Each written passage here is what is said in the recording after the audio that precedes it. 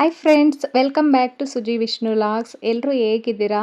I hope ಎಲ್ಲರೂ ಚೆನ್ನಾಗಿದ್ದೀರಾ ಅಂತ ಭಾವಿಸ್ತಾ ಈ ವಿಡಿಯೋ ಬಂದುಬಿಟ್ಟು ಶ್ರೀರಾಮನವಮಿ ಹಬ್ಬದ ದಿನದ ಲಾಗ್ ಆಗಿರುತ್ತೆ. ಸ್ವಲ್ಪ ಲೇಟಾಗಿ ಅಪ್ಲೋಡ್ ಮಾಡ್ತಾ ಇದ್ದೀನಿ. ಎಲ್ಲರಿಗೂ ಶ್ರೀರಾಮನವಮಿ ಹಬ್ಬದ ಶುಭಾಶಯಗಳು. ಲೇಟಾಗಿ ಅಪ್ಲೋಡ್ ಮಾಡಿ ಲೇಟಾಗಿ ವಿಶಸ್ ತಿಳಿಸ್ತಾ ಇದ್ದೀನಿ, ಏನು ತಿಳ್ಕೊಬೇಡಿ.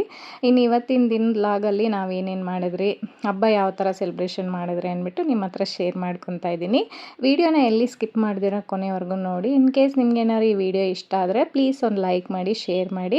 ಹಾಗೆ ಇನ್ನೂ ಯಾರೆಲ್ಲ ನನ್ನ ಚಾನಲ್ನ ಹೊಸದಾಗಿ ನೋಡ್ತಾ ಇದ್ದೀರಾ ಪ್ಲೀಸ್ ಸಬ್ಸ್ಕ್ರೈಬ್ ಮಾಡ್ಕೊಂಡು ನೋಡಿ. ಹೋದ ವಾರ ಬಂದುಬಿಟ್ಟು ಹಬ್ಬ ದಿನ ಇತ್ತಲ್ವ, ಯುಗಾದಿ ಹಬ್ಬ, ಅವತ್ತಿನ ದಿನ ಶೂಟ್ ಮಾಡಿ ಲೇಟಾಗಿ ಅಪ್ಲೋಡ್ ಮಾಡಿದ್ದೆ. ಇನ್ನು ಅವತ್ತಿನ ದಿನದಿಂದ ನಮ್ಮ ಹಸ್ಬೆಂಡ್ಗೆ ಹುಷಾರಿರಲಿಲ್ಲ. 1 ವೀಕ್ ಲೀವ್ ಕೂಡ ಹಾಕ್ಬಿಟ್ಟಿದ್ರು ಅವರು. ಟೈಫಾಯ್ಡ್ ಜ್ವರ ಬಂದಿತ್ತಲ್ವ, ಅದಕ್ಕೋಸ್ಕರ ಡೈಲಿ ಹಾಸ್ಪಿಟ್ಲ್ಗೆ ಹೋಗೋದು, ಡ್ರಿಪ್ಸ್ ಹಾಕೋದು, ಅವ್ರನ್ನ ನೋಡ್ಕೊಳೋದು, ಟೈಮ್ಗೆ ಊಟ ಮಾಡಿಕೊಡೋದು, ಇದೇ ಸರೋಗ್ತಾ ಇತ್ತು. ವಿಡಿಯೋ ಶೂಟೇ ಮಾಡಿರಲಿಲ್ಲ ನಾನು.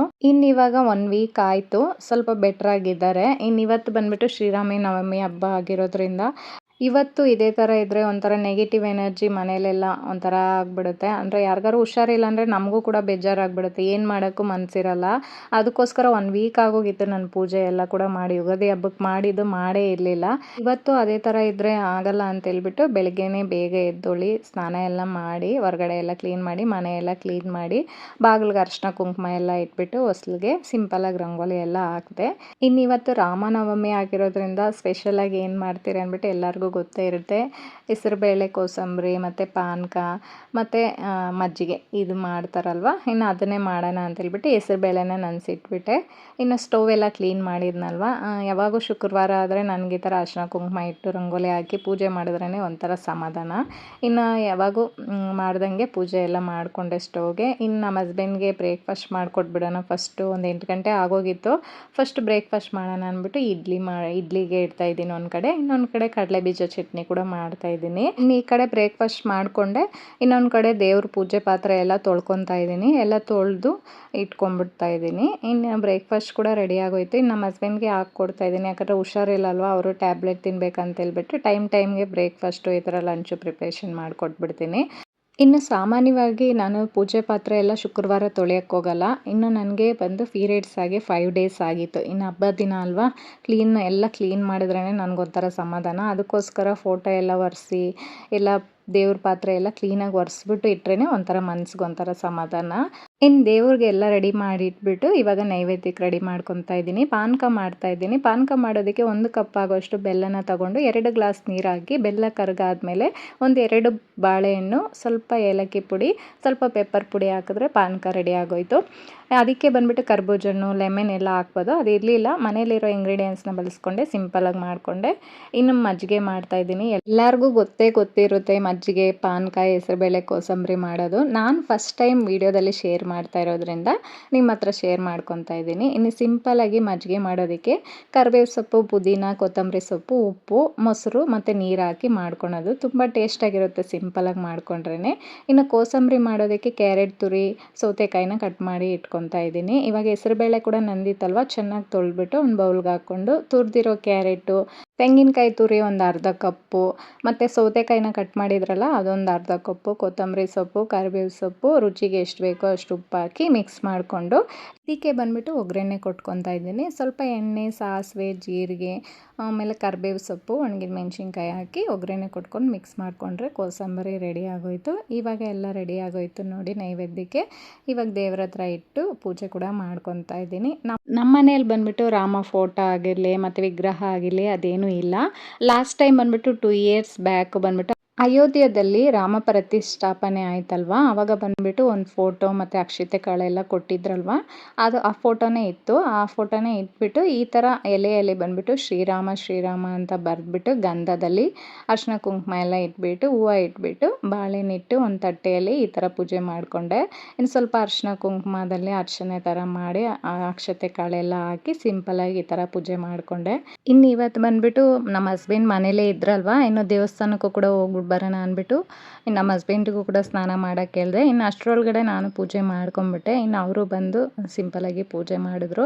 ನನಗೆ ಹೆಂಗಂದರೆ ನಾನು ಬಂದುಬಿಟ್ಟು ಆಂಜನೇಯ ಭಕ್ತೆ. ನನಗೆ ಫೇವ್ರೇಟ್ ಗಾಡ್ ಬಂದುಬಿಟ್ಟು ಆಂಜನೇಯ. ನನಗೆ ಬಂದುಬಿಟ್ಟು ಟೆಂಪಲ್ಗೆ ಹೋಗಿಲ್ಲ ಅಂದರೆ ಸಮಾಧಾನನೇ ಆಗಲ್ಲ. ಅದು ಬೇರೆ ಶ್ರೀರಾಮನವಮಿ, ಹನುಮ ಜಯಂತಿಗೆಲ್ಲ ನನಗೆ ಟೆಂಪಲ್ಗೆ ಹೋಗಲೇಬೇಕು. ಅದಕ್ಕೋಸ್ಕರ ಇನ್ನು ದೇವಸ್ಥಾನಕ್ಕೆ ಹೋಗೋಣ, ಒಂಥರ ಮನಸ್ಸಿಗೂ ಕೂಡ ನೆಮ್ಮದಿ ಇರುತ್ತೆ, ಒಂದು ಪಾಸಿಟಿವ್ ಎನರ್ಜಿ ಬಂದಂಗೆ ಇರುತ್ತೆ ನನಗೆ ಆಂಜನೇಯ ಟೆಂಪಲ್ಗೆ ಹೋಗ್ಬಿಟ್ಟು ಬಂದರೆ. ಇನ್ನು ಸಿಂಪಲಾಗಿ ಇವಾಗ ಪೂಜೆ ಎಲ್ಲ ಮಾಡಿಕೊಂಡೆ. ಇನ್ನು ನಮ್ಮ ಹಸ್ಬೆಂಡು ಸ್ನಾನ ಎಲ್ಲ ಮಾಡ್ಕೊಂಬಂದು ಅವರು ಕೂಡ ಆರತಿ ಬೆಳಗಿದ್ರು. ಇನ್ನು ಅಷ್ಟರೊಳಗಡೆ ನಾನು ಈ ಕಡೆ ಪಾನಕ, ಮಜ್ಜಿಗೆ ಇನ್ನು ಇದೆಲ್ಲ ಮಾಡಿದಾಗ ಫಸ್ಟು ಕುಡಿದ್ಬಿಡೋಣ ಅನಿಸ್ಬಿಡುತ್ತೆ. ಯಾವಾಗೋ ವರ್ಷಕ್ಕೊಂದ್ಸರಿ ಅಲ್ವಾ ಇದೆಲ್ಲ ಮಾಡಿ ಕುಡಿಯೋದು. ಇನ್ನು ಬ್ರೇಕ್ಫಾಸ್ಟ್ ಮಾಡೇ ಇಲ್ಲ ನಾನು, ಪಾನಕ ಮಜ್ಜಿಗೆ ಕುಡಿಯೋದೇ ಸರೋಯಿತು. ಇನ್ನು ದೇವಸ್ಥಾನಕ್ಕೆ ಹೊರಟ್ರಲ್ವ, ಅಲ್ಲಿ ಕೂಡ ಪಾನಕ ಮಜ್ಜಿಗೆ ಹೆಸರುಬೇಳೆ ಎಲ್ಲ ಕೊಡ್ತಾಯಿದ್ರು. ಎಲ್ಲಿ ನೋಡಿದ್ರು ಪಾನಕ ಮಜ್ಜಿಗೆ ಹೆಸರುಬೇಳೆ ಕೊಡ್ತಾಯಿದ್ರು ರೋಡೆಲ್ಲ. ಇನ್ನು ದೇವಸ್ಥಾನಕ್ಕೆ ಹೋಗಿ ಪೂಜೆ ಎಲ್ಲ ಮಾಡಿಕೊಂಡು ಸ್ವಲ್ಪ ತಲೆ ಪ್ರಶಾಂತವಾಗಿ ಒಂದು ಹಾಫ್ ಆನ್ ಅವರ್ ಕೂತ್ಕೊಂಡು ಮಜ್ಜಿಗೆ ಪಾನಕ ಎಲ್ಲ ಕುಡಿದ್ಬಿಟ್ಟು ಬಂದ್ವಿ. ಇನ್ನು ಇವತ್ತಿನ ವೀಡಿಯೋ ಕೂಡ ಇಲ್ಲಿಗೆ ಎಂಡ್ ಮಾಡ್ತಾ ಇದ್ದೀನಿ. ಇವತ್ತಿನ ವೀಡಿಯೋ ಏನಾದ್ರು ಇಷ್ಟ ಆದರೆ ಪ್ಲೀಸ್ ಒಂದು ಲೈಕ್ ಮಾಡಿ, ಶೇರ್ ಮಾಡಿ. ಹಾಗೆ ಇನ್ನೂ ಯಾರೆಲ್ಲ ನನ್ನ ಚಾನಲ್ನ ಹೊಸದಾಗಿ ನೋಡ್ತಾ ಇದ್ದೀರಾ ಪ್ಲೀಸ್ ಸಬ್ಸ್ಕ್ರೈಬ್ ಮಾಡ್ಕೊಂಡು ನೋಡಿ. ನೆಕ್ಸ್ಟ್ ವೀಡಿಯೋದಲ್ಲಿ ಸಿಗ್ತೀನಿ. ಆದಷ್ಟು ಬೇಗ ನಾನು ಡೈಲಿ ವೀಡಿಯೋನ ಅಪ್ಲೋಡ್ ಮಾಡೋಣ ಅಂದ್ಕೊಂಡಿದ್ದೀನಿ. ಅಂದರೆ ತುಂಬ ಲೇಟಾಗಿ ಅಪ್ಲೋಡ್ ಮಾಡ್ತಾ ಇದ್ದೀನಿ. ಅಂದರೆ ಇವಾಗ ಹುಷಾರಿಲ್ಲ ನಮ್ಮ ಹಸ್ಬೆಂಡ್ಗೆ, ಸ್ವಲ್ಪ ಮನೆಯೆಲ್ಲ ಶಿಫ್ಟ್ ಮಾಡಬೇಕು, ಅದಕ್ಕೆ ಮನೆಯೆಲ್ಲ ಹುಡ್ಕೋ ಬ್ಯುಸಿಯಲ್ಲಿದ್ದೀರಿ.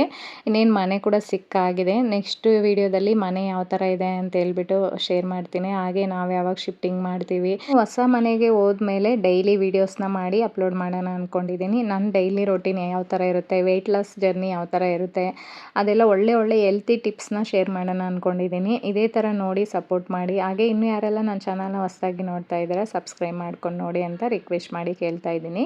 ಇನ್ನು ದೇವಸ್ಥಾನ ಒಳಗಡೆ ಹೋದ್ರಿ, ದೇವ್ರನ್ನೆಲ್ಲ ಎಷ್ಟು ಚೆನ್ನಾಗಿ ಅಲಂಕಾರ ಮಾಡಿದ್ರು. ಇಲ್ಲಿ ಬಂದುಬಿಟ್ಟು ಶ್ರೀರಾಮ ಮತ್ತು ಲಕ್ಷ್ಮಣ, ಸೀತೆ ಎಲ್ಲ ಇರ್ತಾರೆ ಈ ಕಡೆ. ಆ ಕಡೆ ಬಂದುಬಿಟ್ಟು ಆಂಜನೇಯ ಇರ್ತಾರೆ. ಸೆಂಟ್ರಲ್ಲಿ ಬಂದುಬಿಟ್ಟು ಗಣೇಶನ ಇಟ್ಟಿದ್ದಾರೆ.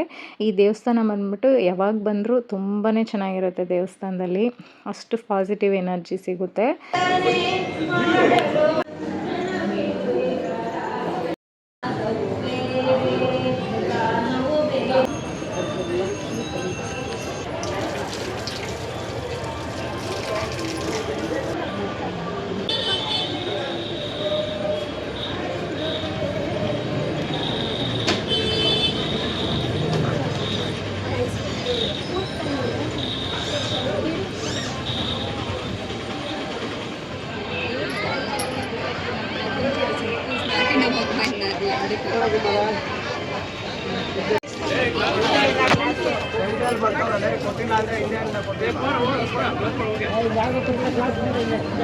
ಎಲ್ಲ